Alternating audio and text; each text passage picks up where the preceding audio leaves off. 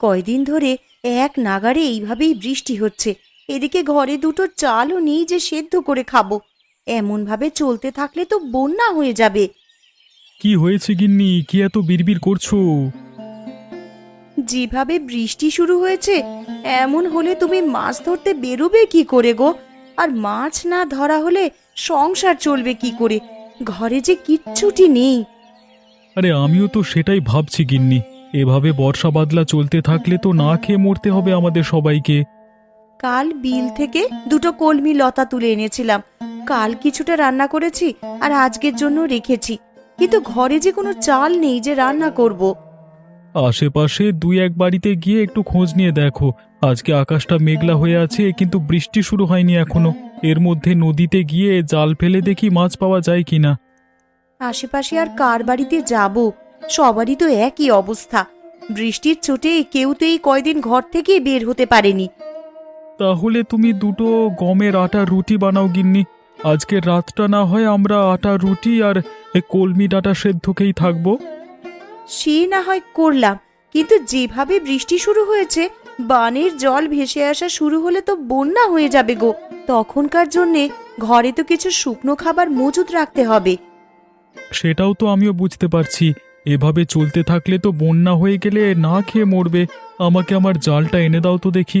আকাশ ভালো থাকতে থাকতে মাছ ধরতে বেরিয়ে পড়ি। ঘরে শুকনো মুড়ি আছে, দুটো চিবিয়ে যাও, না হলে পরে আবার খিদে লাগবে। না না, এখন আর কিছু খাবো না। দেখি কয়টা মাছ পেলে বাজারে নিয়ে বিক্রি করব। ওই টাকায় চাল আর কিছু সবজি নিয়ে আসা যায় কিনা দেখি।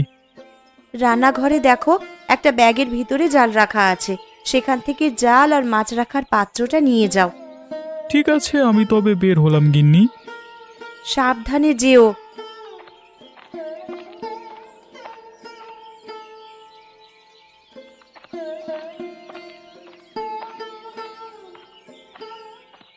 হায় হায় হায় হায়, কি হলো আমার?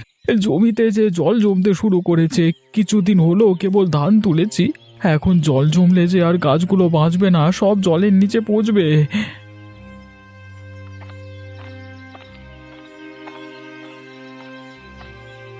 কিরে গোপাল, কি হয়েছে তোর? এভাবে আহাজারি করছিস কেন? দেখুন হারান দাদা, এই কদিনের বৃষ্টিতে আমার জমিতে জল জমেছে।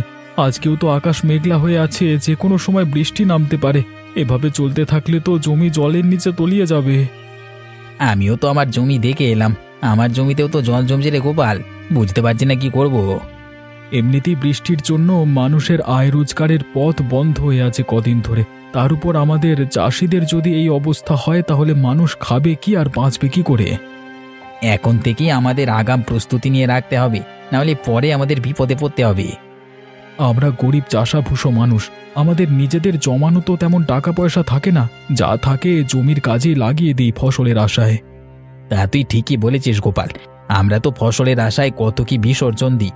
আর শেষকালে যদি ফসলের এমন হাল দেখি, তাহলে তো আমাদের আর চাষবাস করবার ইচ্ছেটাই মরে যাবে। এক কাজ করলে কেমন হয় দাদা? কি কাজ? আমরা যদি সেচে জমির জল সব বাইরে ফেলে দিই, তাহলে কেমন হয় বলো তো?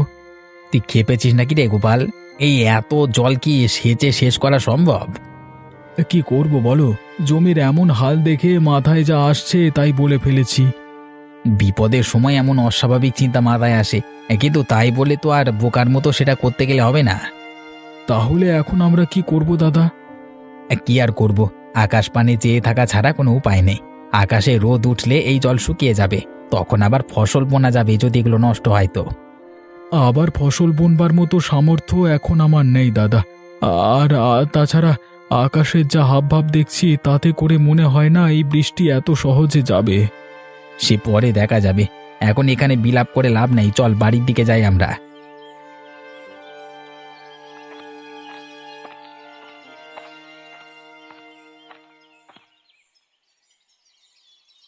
একটু সুযোগ পেলেই হলো, এই মেয়ে কাদামাটি নিয়ে খেলতে বসে যাবে। জামা কাপড় ময়লা হলে আজ তোর কপালে দুঃখ আছে ননি, এই আমি বলে দিলাম। আমার একটু খেলাধুলো তোমার সহ্য কেন হয় না বলো তো মা? তোর খেলাধুলো আমার সহ্য হবে কি করে? খেলা করতে গেলেই তো জামা কাপড়ে কাদামাটি মাখিয়ে আসিস। এই বৃষ্টি বাদলার দিনে আমি জামা কাপড় শুকাতে দেবো কোথায়? পর পর এত দিন বৃষ্টিতে আমি দুদণ্ড বাইরে বেরোতে পারিনি, আর কতক্ষণ আমাকে ঘরবন্দি হয়ে থাকতে বলছো তুমি? এই মেয়ের চোপা দিন দিন বেড়েই চলেছে। দিন দিন বড় হচ্ছিস আর আদব কায়দা সব ভুলতে বসেছিস দেখছি। মা, ও মা, আমার না খুব খিদে পেয়েছে, আমাকে কিছু খেতে দাও না মা। একটু আগেই না গুড়মুড়ি খেয়ে খেলতে বসলি, এখনই তোর খিদে পেয়ে গেল? অভাবের স্বভাব নষ্ট, কথাটা তো সত্যিই দেখছি। পেটের খিদে কি আর অভাব মানে বলো? আমার যে একটু বাদে বাদেই খিদে পায় মা। গুড় মুড়ি যা ছিল সব তো খেয়ে সাবার করেছিস একাই। এখন তোকে আর কি খেতে দিই বলতো? ঘরে কিচ্ছুটি রাখার উপায় নেই তোর জন্যে। খাবার দেখলেই কখন খেয়ে শেষ করবি সেই চিন্তা তোর। এখন আমার খুব খিদে পেয়েছে, আমায় কি খেতে দেবে দাও। রান্নাঘরে পান্তা ভাত রাখা আছে তোর বাবার জন্য, সেখান থেকে কিছু ভাত নিয়ে খা, আর বাকিটুকু তোর বাবার জন্য রেখে দে। পান্তা ভাত কি দিয়ে খাবো মা? তরকারি কি কিছু আছে? না, পেঁয়াজ আর লঙ্কা দিয়ে ডোলে খা। দুপুরে কচু ঘন্ট করে দেবো খন। শুধু পেঁয়াজ আর লঙ্কা দিয়ে কি ভাত খাওয়া যায় নাকি? তুমি আমাকে অন্য কিছু বানিয়ে দাও না মা। ঘরে আর কিচ্ছু নেই রে মা, এখন পান্তা ভাত খা। একটু বাদেই তো আবার দুপুরের রান্না বসাবো। রান্না হয়ে গেলে তখন আবার গরম গরম ভাত খাস।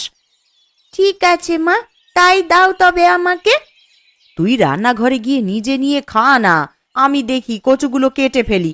আর সাবধানে যাস, উঠানে আবার পা পিছলে পড়লে কিন্তু ব্যথা পাবি।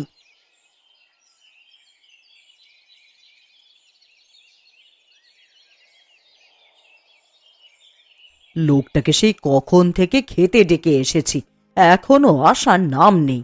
আর এদিকে যে খাবারগুলো সব ঠান্ডা হয়ে যাচ্ছে। কই গো, সকালের খাবার খাওয়া লাগবে না নাকি তোমার?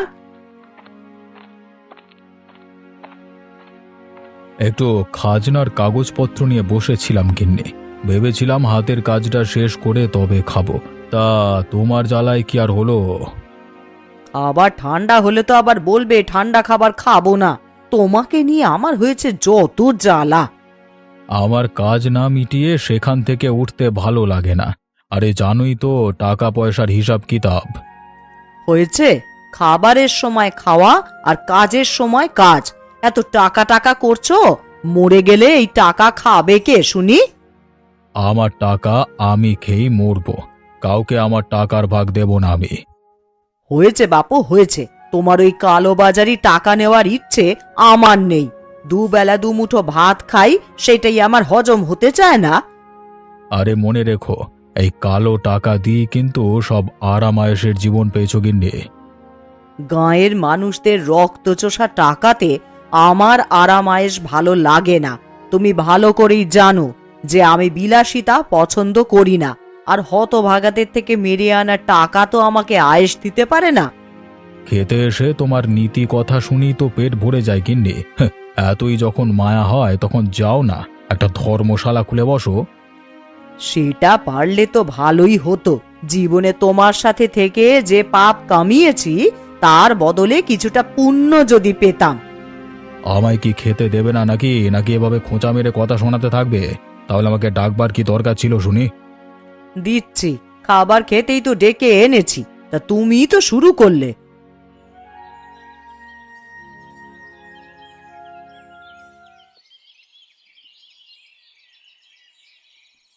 ননি, ও ননি, একবার এদিকে আয় তো মা।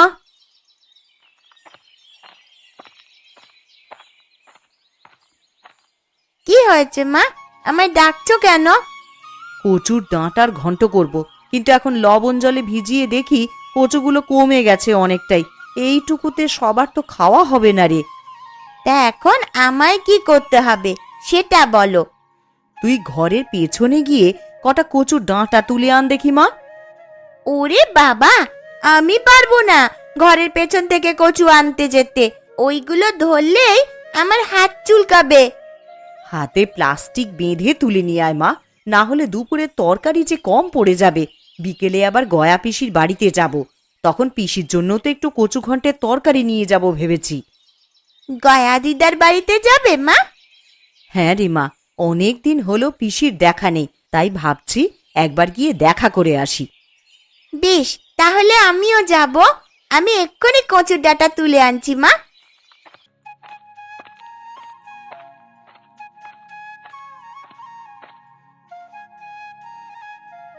জয়াদি, ও জয়াদি, রান্না বসিয়ে দিয়েছো দেখছি। আমার তো এখনো কিচ্ছু করা হলো না গো। আরে কমলা যে, আয় বস এখানে। না দিদি, বসতে আসিনি, আমি এসেছি তোমার কাছে কিছু চাইতে। কি চাইতে এসেছিস কমলা? ঘরে রান্না করার মতন কিচ্ছুটি নেই দিদি। এখন কি রান্না করব ভেবে পাচ্ছি নে। কাল কটা কলমির ডাঁটা তুলে এনেছিলাম, তাই দিয়েই কালকের দিনটা কোনো রকমে চলেছে। আমার ঘরেও তেমন কিছু নেই রে কমলা। এই দেখ না, ননিকে ঘরের পেছনের জমি থেকে কটা কচুর ডাঁটা তুলে আনতে বলেছি। আমাকে আজ সের চাল দেবে দিদি? আমি কাল আবার দিয়ে যাব তোমায়। ওমা, থাকলে কেন দেব না? ওইখানে চালের মটকা থেকে চাল নিয়ে যা তুই। উনি রাতের চাল নিয়ে এলেই আমি কাল সকালেই চাল ফিরিয়ে দিয়ে যাব তোমায়। সেসব নিয়ে তোকে ভাবতে হবে না, এখন চাল নিয়ে গিয়ে রান্না বসা যা, না হলে ঠাকুরপো বাড়ি এলে কি খেতে দিবি? ঠিক আছে দিদি।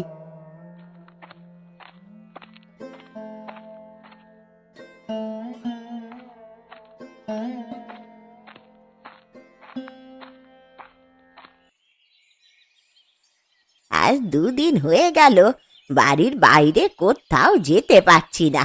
এইভাবে জলবন্দি হয়ে কি থাকা যায় নাকি? ঠিক মতো 2 দিন রান্না খাওয়াও হচ্ছে না।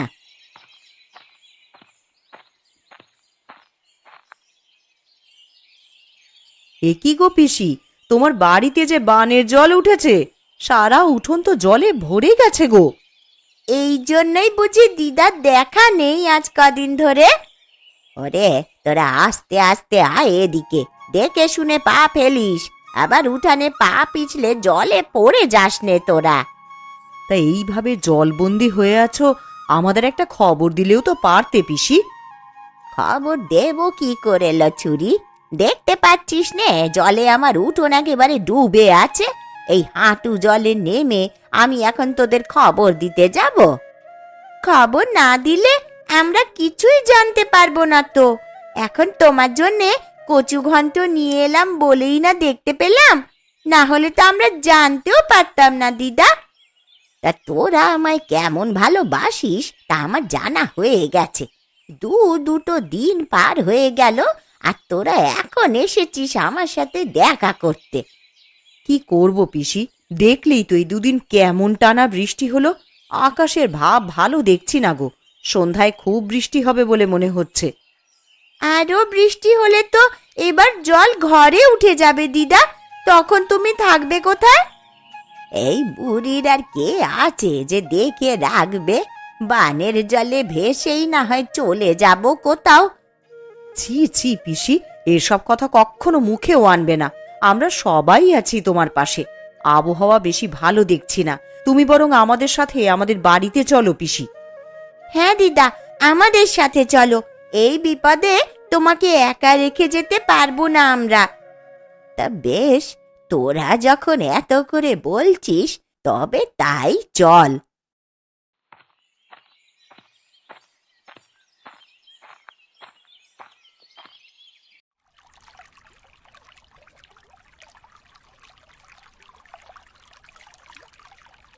ভাগ্যিস কিছু শুকনো খাবার এনেছিলে, না হলে তো আমাদের দুর্ভোগের শেষ ছিল না। যেভাবে বানের জল হুট করে বাড়িতে প্রবেশ করা শুরু করলো, খাবারের জন্য কোথায় যে যেতাম পরে। জল বেড়ে যাচ্ছে দেখি তো দরকারি জিনিসপত্র নিয়ে বাড়ির চালায় উঠে এলাম, না হলে আর উঁচু জায়গা পেতাম না। কলা গাছের ভেলা বানিয়ে রেখেছি, যে কোনো দরকার হলে এই ভেলায় ভেসে বেরোনো যায়। কিন্তু যেইভাবে চারপাশে বানের জল বাড়ছে, আমার যে বড্ড ভয় হচ্ছে গো। জল বেশি হলে তখন যাব কোথায় আমরা? ও তুমি চিন্তা করো না গিন্নি, একটা না একটা উপায় ঠিক হবে। আমি একটু বেরোবো। হ্যাঁ, তুমি আবার এখন কোথায় যাবে শুনি? হারান দাদা গোপাল দাদাদের কি অবস্থা, তারা কোথায় আশ্রয় নিয়েছে, এসব একটু দেখে আসতে হবে তো। তুমি চলে গেলে আমি একা একা কি করব এখানে? জল যদি বেড়ে যায় তাহলে আমি একা হাতে কিভাবে কি করব? ওসব নিয়ে চিন্তা করো না গিন্নি, কলা গাছের ভেলা তো একটা বানাইনি, মানে আমি আগে থেকেই আর একটা ভেলা বানিয়ে রেখেছি। কোনো বিপদের আভাস পেলে জিনিসপত্র নিয়ে ভেলায় চড়ে বসবে। হ্যাঁ, না বাবা, আমার একার এত সাহস হবে বলে মনে হচ্ছে না। হবে গিন্নি হবে, বিপদে পড়লে মানুষ সব করতে পারে। ভাবছি সবাইকে নিয়ে মোড়লের বাড়ি যাব কিছু সাহায্যের জন্য, আর সাথে করে জালটা নিয়ে যাব। বানের জলে ভাসা কোনো বড় মাছ পেলে ধরবো। মানুষ বাঁচবে কি করে তাই ভেবেই মাথা খারাপ হয়ে যাচ্ছে, আর তুমি কিনা বানে ভাসা মাছ ধরবে? হ্যাঁ গো হ্যাঁ গিন্নি, যদি ভালো মাছ পাই তবে আমরা সবাই মিলে সেটা তো খেতে পারবো। কারোর কাছেই যে খাবার জিনিস তেমন কিছু নেই। তা তুমি ঠিকই বলেছ, এই সময় তো নদী নালা সব ডুবেছে, বড় বড় মাছ এখন বানে ভেসে আসবে। আমি জালটা নিয়ে একটু ঢু মেরে আসি, আর দেখে আসি সবার কি অবস্থা। ঠিক আছে, সাবধানে যেও, আর তাড়াতাড়ি ফিরে আসবে কিন্তু। ঠিক আছে গিন্নি।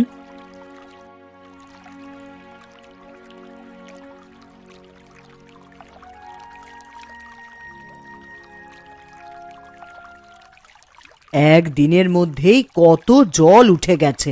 এইভাবে বানের জল আসতে থাকলে তো সারা গ্রাম জলের নিচে চলে যাবে। আরে ওসব নিয়ে তুমি চিন্তা করো না গিন্নি, সারা গ্রাম জলের নিচে তলিয়ে গেলেও আমাদের বাড়িটা উঁচু আছে, আমরা এখানে নিরাপদে থাকতে পারবো। তুমি কেমন মোড়ল বলো তো? আমি আমাদের কথা বলছি না, আমি বলছি গ্রামবাসীদের কথা। তাদের এই বিপদের দিনে তোমার উচিত তাদের পাশে দাঁড়ানো। আর তুমি আবার এখন শুরু করলে? দেখছো বানের জলের জন্য সবাই ঘরবন্দি হয়ে আছে, তার মধ্যে তুমি বলছো আমাকে মানুষের খোঁজ নেওয়ার জন্য। সব সময় নিজেরটাই বুঝলে তুমি। তোমাকে যে কে মোড়ল বানিয়েছিল? আমাকে গ্রামের লোকেরাই মোড়ল বানিয়েছিল, কিন্তু আমার ভালো তো তোমার হজম হবে না।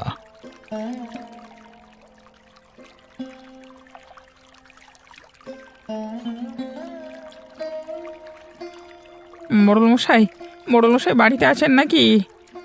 একবার বাইরে আসুন তো, আমরা সবাই আপনার সাথে কিছু পরামর্শের জন্য এসেছি। আমি দোতলার ওপরে এখানে, গোপাল তোমরা ওপরে তাকাও। আপনি আমাদেরকে একটু সাহায্য করুন না বাবু, না হলে তো সবাই না খেয়ে মারা পড়বো। কি সাহায্য করবো আমি তোমাদের? আপনার কোষাগার থেকে যদি আমাদের কিছু চাল এবং আঠা দিয়ে সাহায্য করতেন, তবে সবাই পেটের খিদে নিবারণ করতে পারতাম। আমার কোষাগারে যা খাদ্যশস্য জমানো আছে সেগুলো তো আমার ব্যবহারের জন্য জমানো আছে, সেখান থেকে তোদের দিলে আমি চলবো কি করে? কিন্তু আমরা যে সবাই খুব দুর্দশার মধ্যে দিয়ে যাচ্ছি বাবু। আমার ঘরে চাল নেই, তরকারি নেই, শুকনো মুড়ি চিবিয়ে দিন কাটাচ্ছি। ওই ঢের ভালো তোদের জন্য, আমি সেভাবে কিছু দিতে পারবো না তোদের, নিজেরটা নিজেরাই জোগাড় করে নে। ঠিক আছে বাবু, আমরা তাহলে আসি এখন।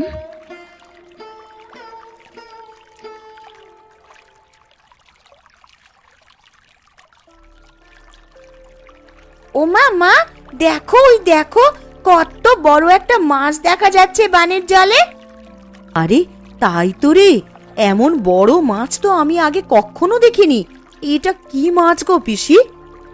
দেখে তো মনে হচ্ছে বিশাল একটা কাতলা মাছ হবে এটা। ওই তো বাবারা সবাই চলে এসেছে। বাবা জানো, এই বানের জলে বড় একটা কাতলা মাছ ভাসতে দেখা যাচ্ছে। কি গো, কোনো সাহায্য পেলে মোড়লের কাছে? না গো গিন্নি, মোড়ল আমাদের কোনো সাহায্য করতে রাজি হলো না। এখন এই বিপদের দিনে আমরা যে কি করব? ঘরে যা ছিল সব তো প্রায় ফুরাবার পথে। এগুলো পুড়িয়ে গেলে খাবো কি আমরা তখন? তোরা মাছ ধরা শুরু কর, বড় কাতলা মাছ দেখা যাচ্ছে বানের জলে। ধরতে পারলে বিক্রি করে অনেক টাকা পাওয়া যাবে। তা তুমি মন্দ বলনি পিসি। ওই যে বাবা দেখো, কত বড় একটা মাছ। এমন মাছ আমি জীবনেও কখনো দেখিনি। তুই দেখবি কি রে? আমরাও যে এমন বড় মাছ আগে কখনো দেখিনি। এই মাছ আমাদেরকে ধরতেই হবে, যে যা পারো তাই নিয়েই চলো। আমরা মাছটা ধরবার চেষ্টা করি, আর আমার কাছে জাল আছে। তবে চলো মাছটার পিছু করি।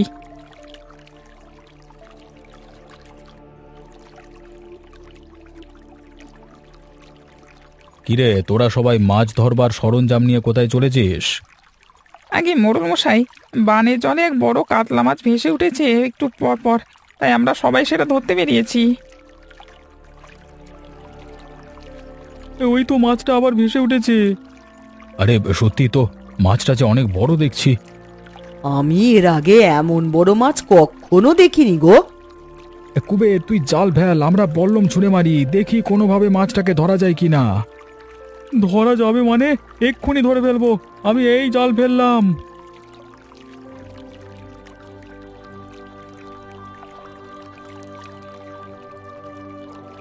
দাদা আমাকে সাহায্য করো তোমরা, একা হাতে আমি বড় মাছ তুলতে পারবো না।